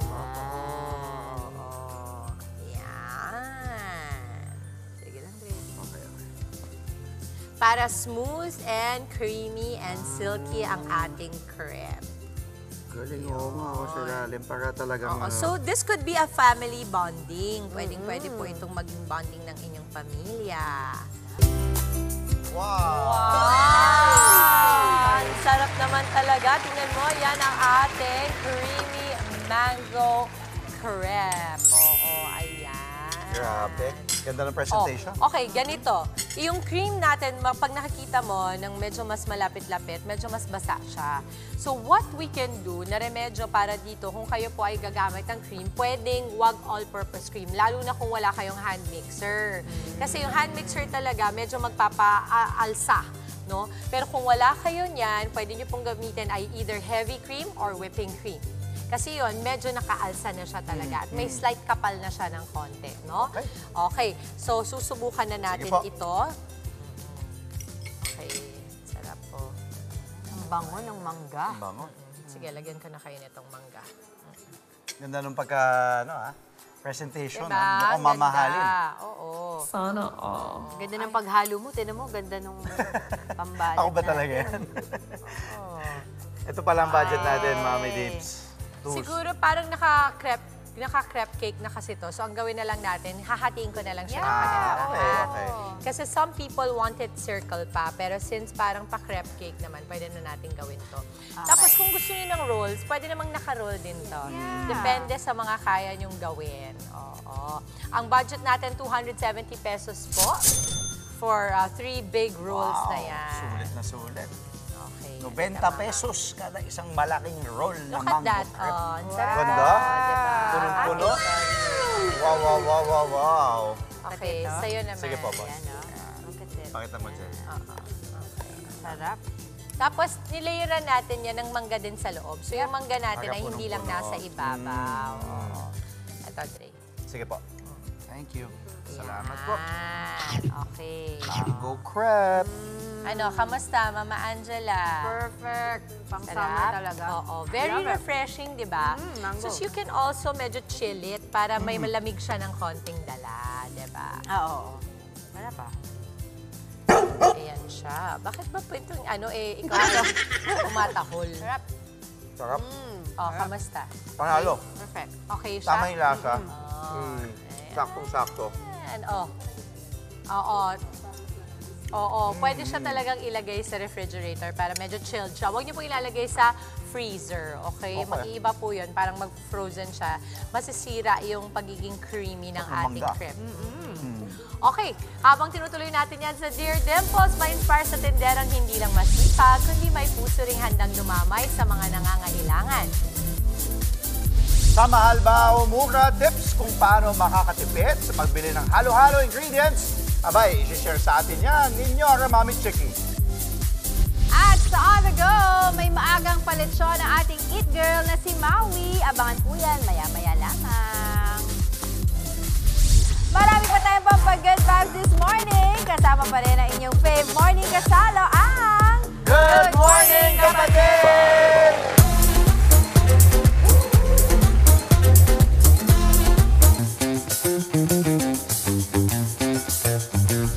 Nagbabalik po ang Good Morning, Kapatid. Hello, hello sa mga nagnenegosyo ngayon ng halo-halo. May tips sa ating Yora kung paano nga ba tayo mas makakatipid. Mami Chiki, i-share mo na sa amin yan, lalo po sa mga minegosyo ng halo-halo sa kanilang mga bahay. Oh, gusto ko yan, Angela. Kala nyo kayo lang mga pa-mango crepe kayo dyan, ha? Masarap din ito, Papa. Igagawin namin dito, syempre. Alam naman natin lahat yung halo-halo, pero ito yung challenge. Alam mo yung mga nabibili ngayon, yung talagang punong-puno ng sangkap na ganyan katataas na baso, di ba, nasa mga 150 to 200 pesos na bibili nyo sa mga mall, sa mga specialty shop. Kaya namin ni Ate Heidi yan, di ba? Yes. Ang gagawin natin, gusto ko malaman, sa halagang 200 pesos, yun ang more or less yung mga gagastos niyo para dun sa mga malalaking magagandang mga halo-halo. Gaano kadaming sangkap ng halo-halo mabibili natin dito kay Ma'am Heidi at ilang baso bang magagawa natin? So simulan natin dito sa mga, ano ba to? Ito po yung pinipig. Magkano po yung pinipig na to? 15 pesos. Ayan, 15 20 pesos. 15 to 20. Tapos itong sago, magkano yung sago na to? 15 pesos. 15 pesos. Kung gusto nyo makatipid pa, bilhin ninyo yung hindi pa luto. Di ba? Makakatipid pa kayo. Tapos meron tayong asukal. Ito, magkano itong asukal natin? Ano ma'am? 24. 20, itong ganito. 14 pesos to kasi isang 1/4. 1/4. Tapos, ang ating, ito yung ube. Oh, pero 40 pesos. Kailangan tayo bumili ng ube dahil kailangan special, di ba? Kamote. Ito, tsaka saba. Yung ating kamote is 15 pesos. Yung saba, 2 piraso, 14 pesos. Ito po yung tip ni Ate Heidi. Kung ngayon din kayo gagawa ng halo-halo, makukuha ninyo ng mas mura pa yung kamote at saka yung saba na yung yung bukas paluma sirana. po. Paluma. Magkano, kung paluma ito halimbawa, magkano na lang? 1 peso na lang isa. Oh, di ba? Ganyan sila nakakamura. Ako yung mga nagbi-business dyan. Punta na kay Ma'am Heidi. Pakyawin nyo lahat ng mga palumana. Di ba? Ng saba, pati ng kamote. Magkano to kung palumana to? 20 pesos per kilo. 20 pesos per kilo. Usually, ang kilo niyan is nasaan? 80. 80. Yun na yung bagsak ng presyo. Ganyan po ang ginagawa ng mga business. Di ba? Tapos yun lang ka. Magkano? Ano ma'am? 50 guhit. Okay, 100 grams. Tapos ito, 5 2 pesos peraso. po. 5 pesos each. So, ito pa, sa halagang 213, nagpatawad na si Ate Heidi, 200 pesos, makakagawa tayo ng mga tatlo ng malalaki, no? Yes po. Yung maliliit na nakikita nyo sa mga fast food, yung nasa ibabaw lang naman yung laman, pampalamig lang talaga. Lagyan nyo maraming yelo, benta nyo ng, kaya yun ng mga 10 mga Baso. bowl, mga baso, na usually bibili nyo mga 40 pesos. Eh, di naka times 2 na agad kayo. Bilhin nyo pa yung mga palumana ng mga saba at saka ng kamote, siguradong ang laki ng tubo nyo na. Nakakatuwa isipin, Ate Heidi, na itong halo-halo nagsimula yan. Ang dami na may Japanese culture, yung mga Monggo doon natin natutunan. Tapos, dahil yung mga Amerikano gumawa ng mga ice plant dito, nung dumating sila, ayan na, nagkaroon na ng halo-halo kasi madaming yelo. Tsaka yung mga, di ba naglalagay ba kayo ng leche flan kuminsan sa inyong...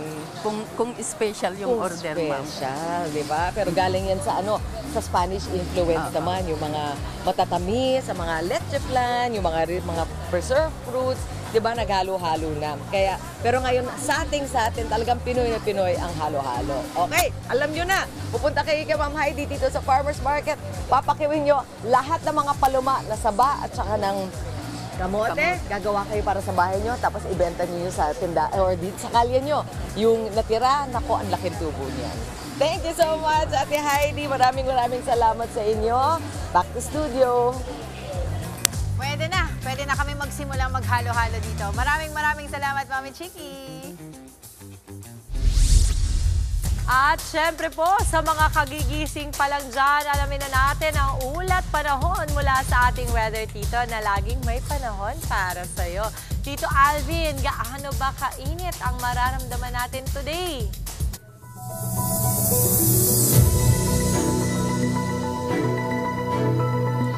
Good morning Mama Dims at good morning mga kapatid. Weather update po muli tayo. Patuloy pa rin po tayong makakaranas ng matinding init at alinsangan na panahon dahil pa rin sa ating tinatawag na easterlies. Maliban lang dito sa ibabang bahagi ng Mindanao, mataas po yung ating tsansa ng mga pag-ulan dyan at thunderstorms dahil doon sa ating intertropical convergence zone. Pero pag wala po tayong pag-ulan sa Mindanao, mainit at malinsangan pa rin po ang panahon natin dyan. Kahapon, nakapagtala po tayo ng matataas na heat index sa ilang bahagi ng Luzon na umabot sa hanggang 44 degrees Celsius. Yan po ang mga lugar dito sa Cagayan, kasama na po dyan ang Isabela, Tuguegarao, maging dito sa Central Luzon, kasama po dyan ang Tarlac, at maging dito sa area ng Baler, Aurora. 44 degrees din po tayo dito po sa area ng Quezon. Ngayong araw na ito, matinding init at alinsangan pa rin ang ating aasahan sa malaking bahagi na po yan ng ating bansa. Dito sa Mindanao, sa Davao area, hanggang 38 degrees Celsius po yung ating inaasahang heat index dyan. Dito naman sa Cebu, posible pong pumalo sa hanggang 38 degrees Celsius din yung ating heat index. Naglalaro naman sa hanggang 44 degrees Celsius yung ating heat index dito po sa mga areas ng Cagayan, kasama pa rin dyan ang Isabela, maging dito sa area ng Tuguegarao, kasama na rin po dyan ang area ng Central Luzon. 44 degrees pa rin po tayo dito sa area ng Zambales, Aurora, kasama na po dyan ang Calabarzon area, maging dito nga sa area ng Cavite. Dito po sa Metro Manila, nasa danger level pa rin po, mapanganib na antas ang heat index na ating inaasahan, lalong-lalo na sa tanghali. Posible po yung umabot sa hanggang 42 degrees Celsius. Kaya again, maliban po sa pag-inom ng sapat na dami ng tubig, wag pa rin po natin kalimutan o ugaliin pa rin po natin ang maligo or magpalamig ng katawan. Mga kapatid, may paniniwalang alas 12 ng tanghali, pinakamainit ang panahon dahil tirik na tirik ang araw. Pero alam nyo ba, after alas 12 pa, kadalasang naitatala at nararamdaman ang pinakamainit na temperatura. Parang nagpapakulo tayo ng tubig, di ka agad kukulo yan, di ba? Pagbukas ng kalan, bumibuelo pa o nag-iipon pa ang init. Ganon din po ang ating panahon. Bandang alas 2 or alas 3 pa, nagsasama yung papasok na init na nagmumula sa araw at pati yung palabas na init naman na nagmumula sa lupa. Kaya mas nagiging mainit ang panahon natin. Pero hindi ibig sabihin na magbibilad pa din tayo. Mapanganib na at mahapdi na sa balat ang sikat ng araw mula alas 10 ng umaga hanggang alas 4 ng hapon. Umiwas pa rin tayo sa direktang sikat ng araw sa mga oras na yan. Counting morning kaalaman muna para sa mga nag-aagahan. Yan po ang ating ulat panahon ngayong Webes. Muli, ito po ang inyong weather, Tito Alvin, na laging may panahon para sa inyo.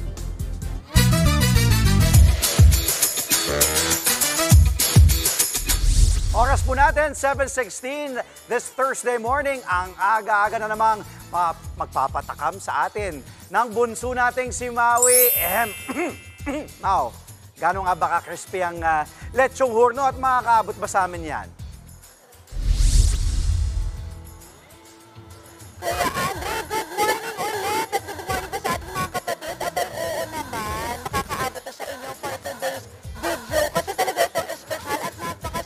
Mau,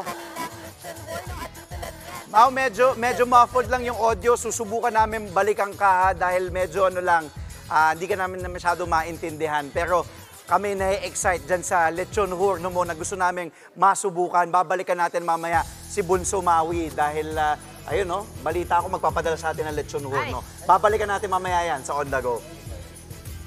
Sa aming pagbabalik sa Spotlight On po, matapos ang kanilang pasing laban, magang kanta naman ang ihahatid ng first batch of Team Galing semi-finalists Marisol Park and Shannon Garciso, live na live! At sa Dear Dimples, hindi lang paglalako ng paninda kundi pagbibigay ng pag-asa sa iba. Maantig sa kwento ng ating tinderang may gininto ang puso. Huwag po kayong alis mga kapatid, magbabalik pa ang yung paborito morning kastalo ang Good Morning Kapatid!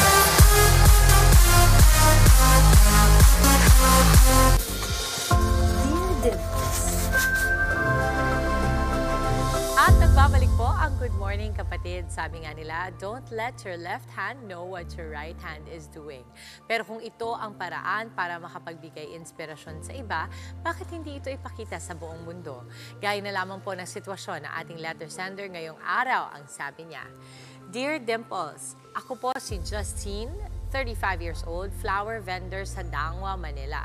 Araw-araw ay samot-saring okasyon ang pinaghahandaan ng aking mga customers.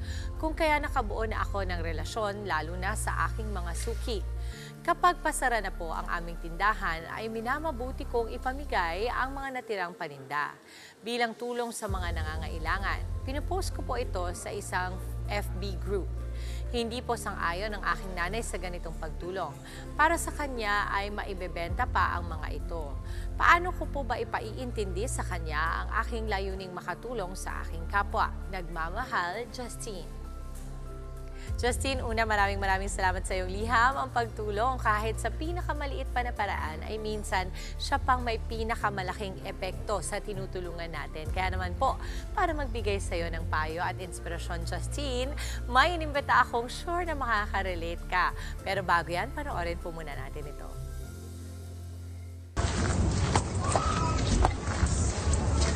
Oh! Dito sila nakatira.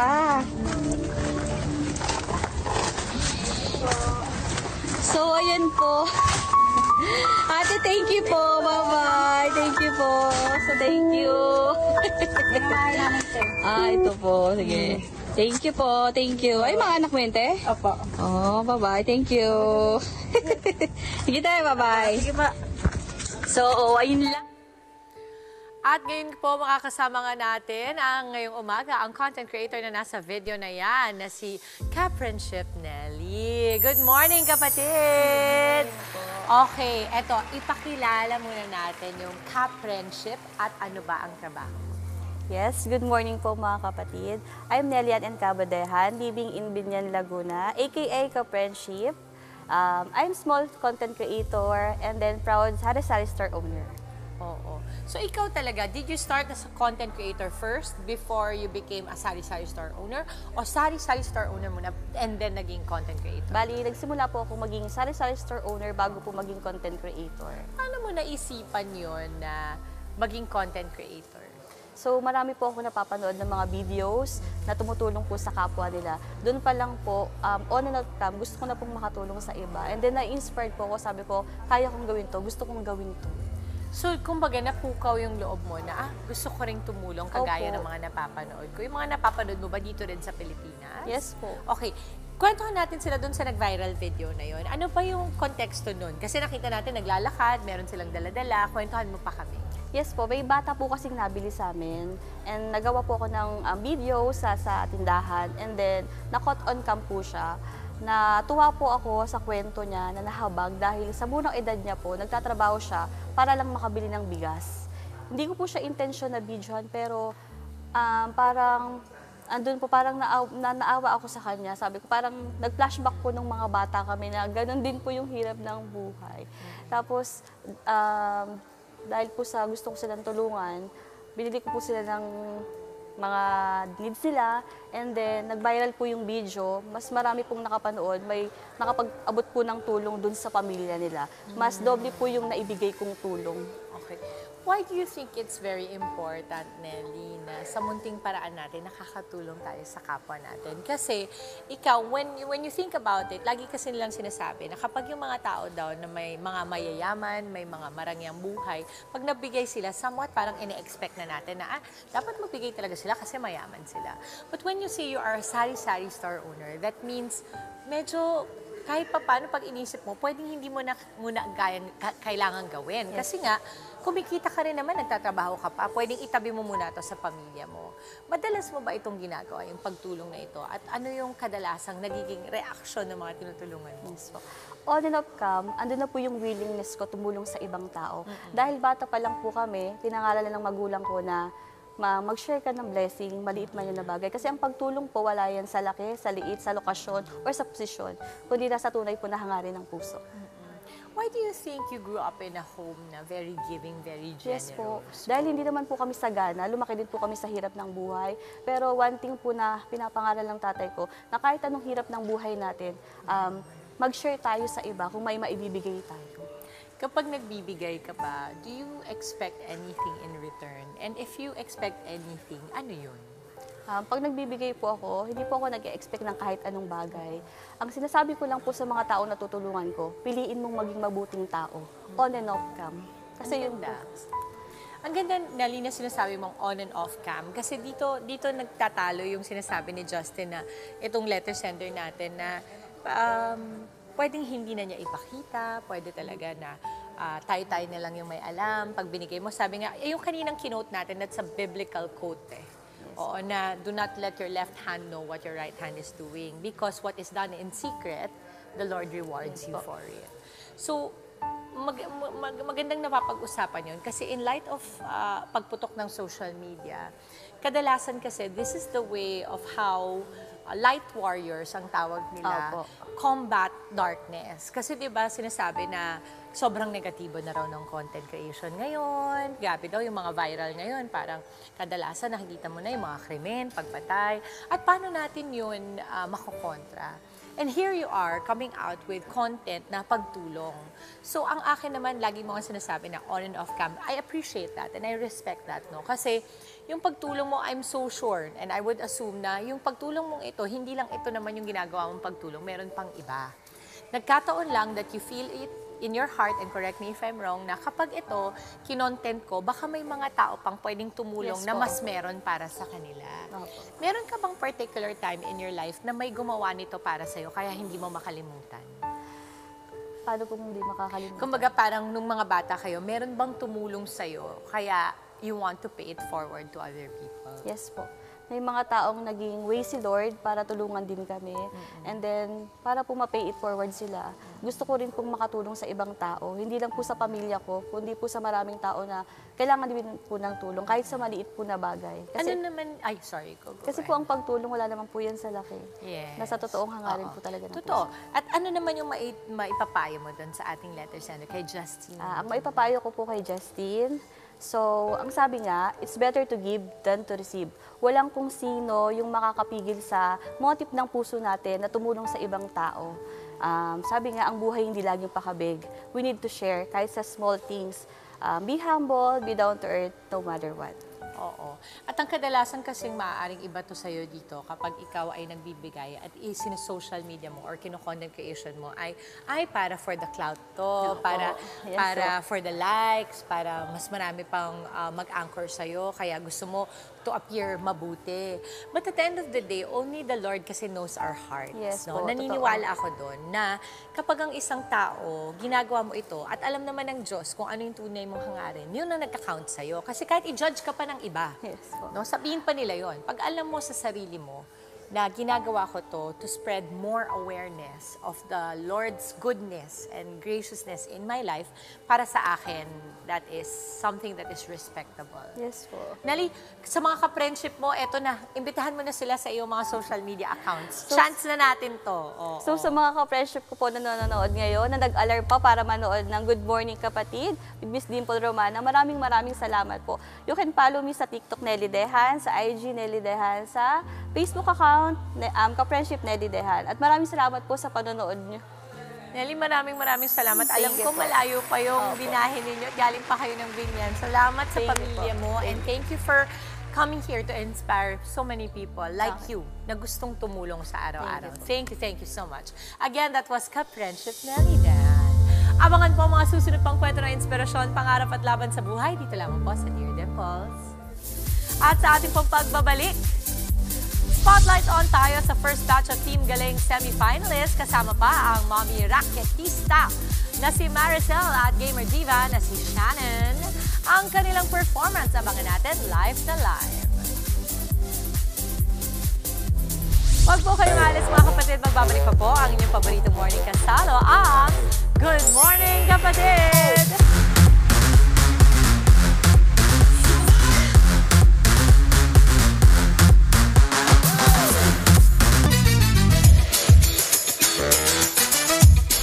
Nagbabalik po ang Good Morning Kapatid, 7:35 na po. Magpapatakam muli sa atin ang ating bunso na si Maui, our Eat Girl. Maui, gaano nga ba ka-crispy yung lechong hurno? Baka ngayon mapadala mo na kami niyan at matikman na din namin. Kuya Andre, good morning ulit. Ito na, we are so back and we are ready. It is my favorite part, Tikiman time. Nandito pa rin tayo sa Rachel's Lechon Hurno po, dito sa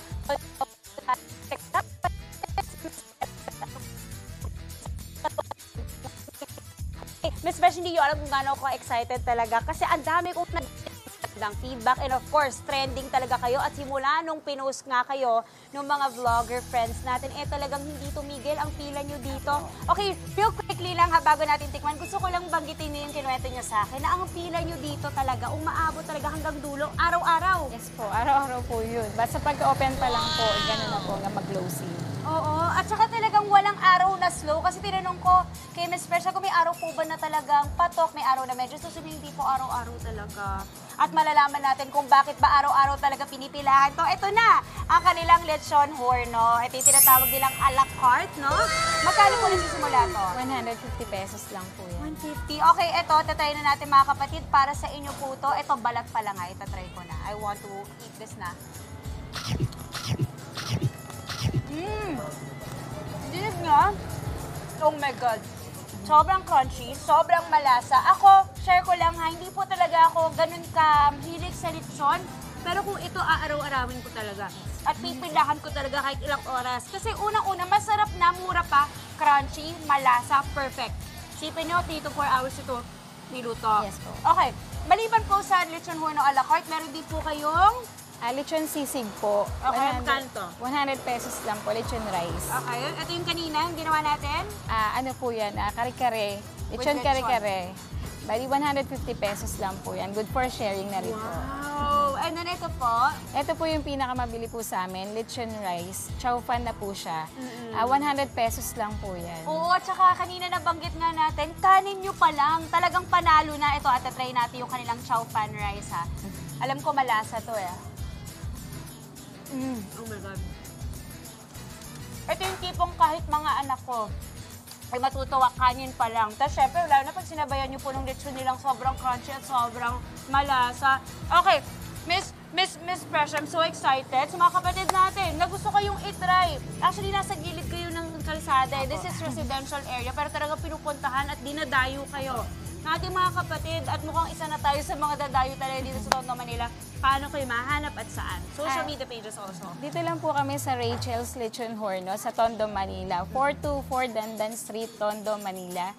Bali, malapit lang po kami sa Barangay 82. Kaya madali lang po kami makikita. Ayun. At saka siguro may pin naman kayo no, sa mga Yes, Waze, sa mga maps, no? Apo. Okay. Tapos ang alam ko nga, kanina nabanggit nyo, hindi kayo nagde-deliver. Apo, hindi pa po kaya. Hindi pa kaya. Pero kung talagang gusto nilang tikman, punta sila dito. Apo. Oh my gosh. Ito mga kapatid, sabi ko nga kanina kay Kersey sa producer ko, sabi ko, alam mo, nasa top 5 ko to sa on the go. Ganun siya, kasarap mga kapatid. Talagang ngayon ako nakatikim ng lechon na talagang babalik-balikan ko. Yun nga lang, medyo halalay sa pagkain ng lechon. Pero sobrang panalo. I love it so much. Sobrang crunchy. At syempre, Miss Fresh, I just want to say thank you for having us this morning. You open at what time again? 5 p.m. po. At diba, 5 p.m. pa sila, pero talaga nagbukas sila para sa atin. Kaya alam niyo na mga kapatid, mamayang 5 p.m. punta na kayo dito. Miss Rich, maraming salamat for your time this morning and for cooking for us. At syempre naman mga kapatid, papayag ba tayong hindi i-share ito? Ayan, to the studio po, mga mahal ko sa studio. Yun na. Wow. Diba? Parang mas lumutong pa nung nakapagbiyahe dito. Crunchy. Ramdam ko yung pagkasabi ni Maui na mga mahal ko sa studio. Yan. Thank you, mahal daw Gigi. namin sa studio. Andre, doon ka muna. Akin na itong lechon. Sorry. Kasama pala siya. Alam ko naman, akin na to. Di ba napansin? Nagka-ar ako dahil sa lechon. Crunchy lechon. Crispy. O di yun na lang lagi mo sabihin. Thank you. Thank you kayo, no? Thank you so much, Ma. Rachel sa Lechon Horno. Maraming salamat po. Thank you, Maui, ha? Sisig and kare-kare. Okay. O, syempre, sa ating pagbabalik, maagang pasing-galingan tayo with our first batch of Team Galing ng Sing Galing 2025.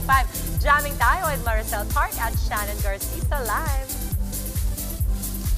Huwag po kayong aalis. Tuloy-tuloy lamang po ang happy morning sa pagbabalik ng Good Morning, Kapatid!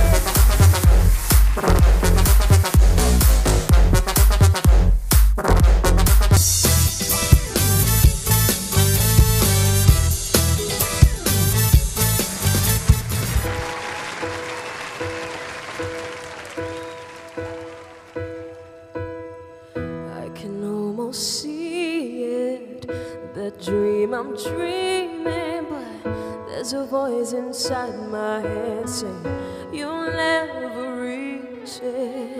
Every step I'm taking, every move I make feels lost in no direction. My head is shaking, but I gotta keep trying, gotta keep my head held high. There's always gonna be another mountain, I'm always gonna wanna make it move, always gonna be an uphill battle. Sometimes I'm gonna have to lose. Ain't about how fast I get there, ain't about what's waiting on the other side.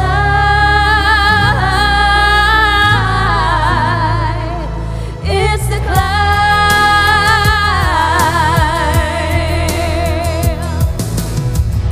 The struggles I'm facing, the chances I'm taking, sometimes might knock me down, but no, I'm not breaking.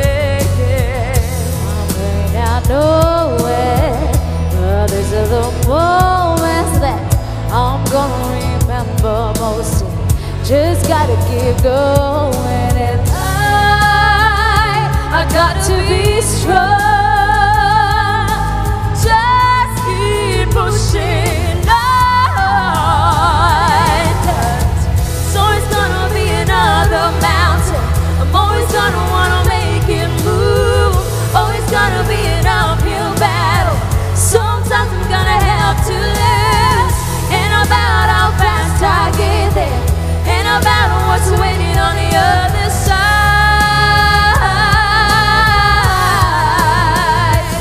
It's the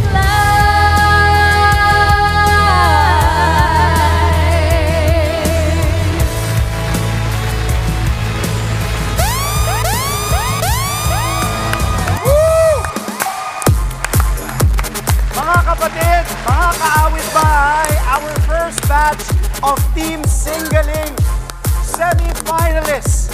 Mami Rakitista, Marisol Park, and gamer diva Shannon Garcito.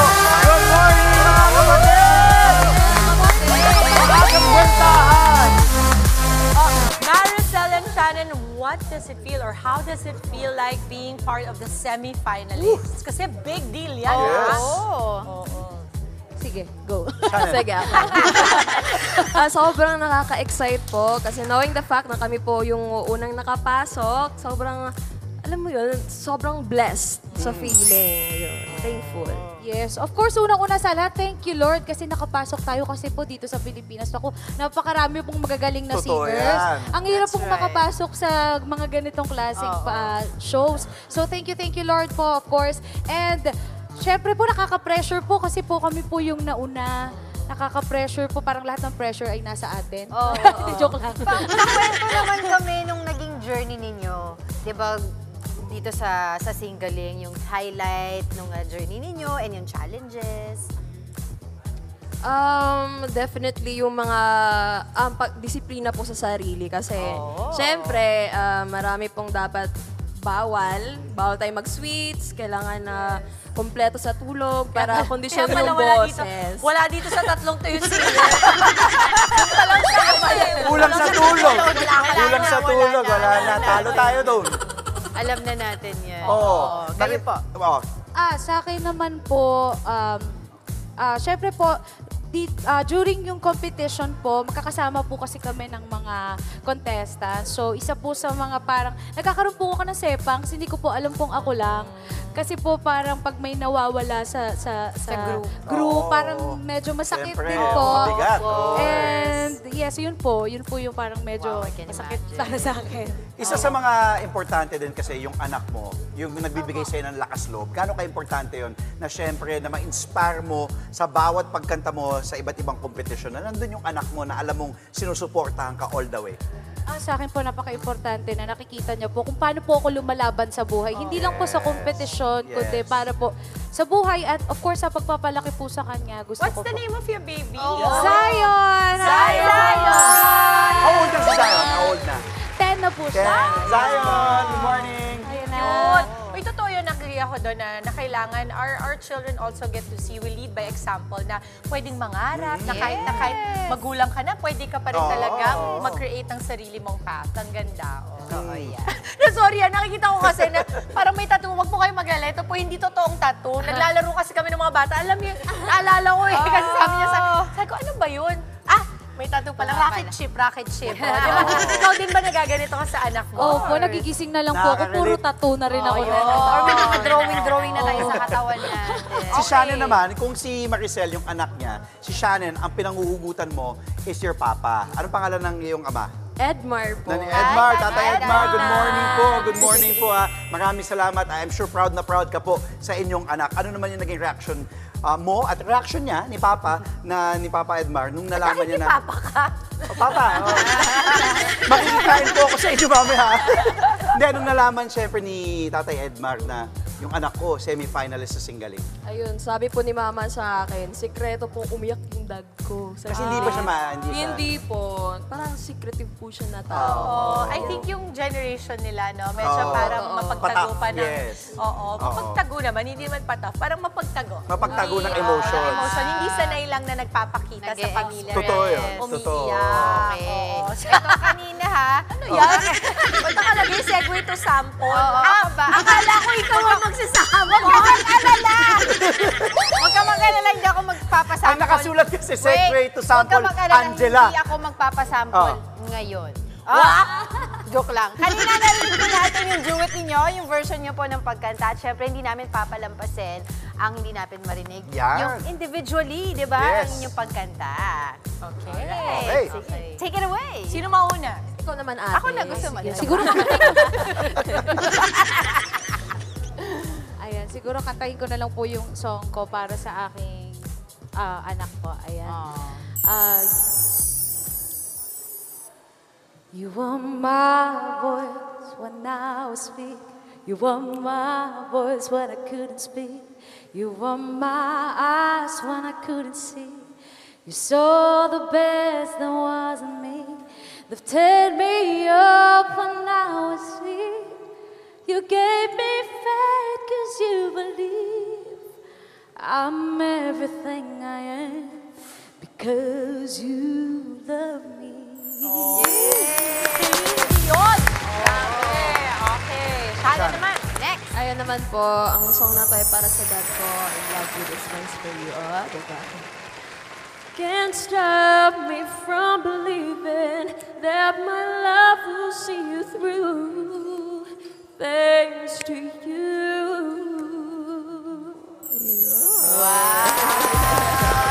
Alam mo, napansin ko lang tayo mga Pilipino, kaya maganda rin talaga yung singling natin. Naka-highlight kung bakit hindi lang tayo mahuhusay pagdating sa boses. Kung hindi, magaling din tayo to emote. Dala, yes. Kasi, kagaya na sinasabi kanina ni Maricel na mahirap sa Pilipinas manalo sa isang kompetisyon ng pagkanta kasi halos lahat ng kanto merong magaling kumanta.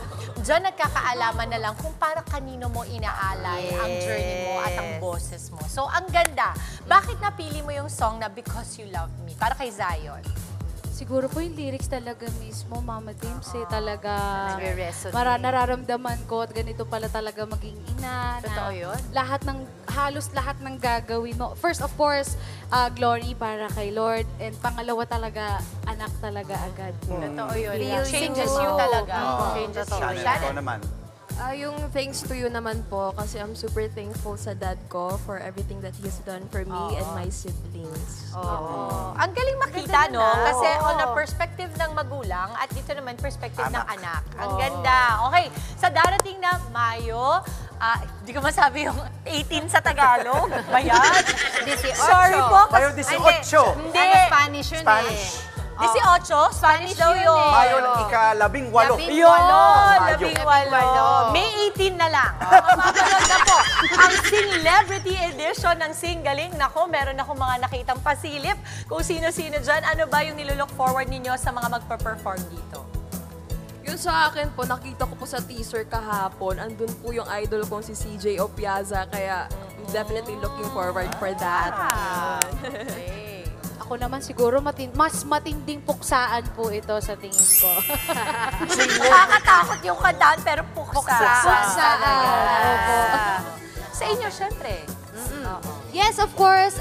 Panoorin nyo pa rin po ang Singaling at abangan nyo po kami sa darating po na semifinals. And 5:45 po yan tuwing Saturday po. Manood po kayo mga kaawit bahay at mga kapatid. At ayun, again, this May 18 na po yan ang Singaling Celebrity Edition, kaya tutukan yan. Ganda! Thank you so much! Singaling! Ako, sana naisan, samahan niyo muna kami dahil ito pa ang isang pampa-good vibes natin. Maraming gumaya at sumubok sa viral at trending na Fairy Walk ni Ann Curtis. Kaya wag muna tayong umuwi. Wag muna tayong umuwi. Dahil nandito ang version ng ating mga kapatid. Ito daw, ang, ano to? Tour version ng Fairy Walk dahil ginawa ito sa isang gymnasium. Pero in fairness, perfect ka sa pagiging fairy. Tamo, hindi kailangan ng tubig para maging diwata. Sama ka na sa Andre. Ito naman ang aking entry. Konti na lang, mapaperfect na sana. Kaya lang, biglang bumitaw. Pero nakakahawa yung tawa ni Kuya, pang-asar. Hirap yan, ha? Ito naman ang aking low budget na entry. Ang kanyang fairy walk sa kabukiran. Aboy, okay lang, te. Okay lang yan. Mala fairy naman yung outfit mo. Medyo ko parang medyo mababaw. Diba? Maraming salamat. Hanggang sa susunod po natin, Papa GB, mga kapatid. Let's go, Alvin! Ayan na! And that is it para sa ating Shiny Thursday. Isang makabulang umaga na naman po ang naihatid namin sa inyong mga tahanan. Mga kapatid, kita-kits pa rin po tayo bukas sa may Biyernes na. At para sa ating mga kids, more fun pa dahil susunod na po ang cartoons! Enjoy naman po ang araw. Spread good vibes, mga kapatid. Keep smiling lang. Yan po ang paalala ng inyong paboritong kasalo sa umaga, ang Good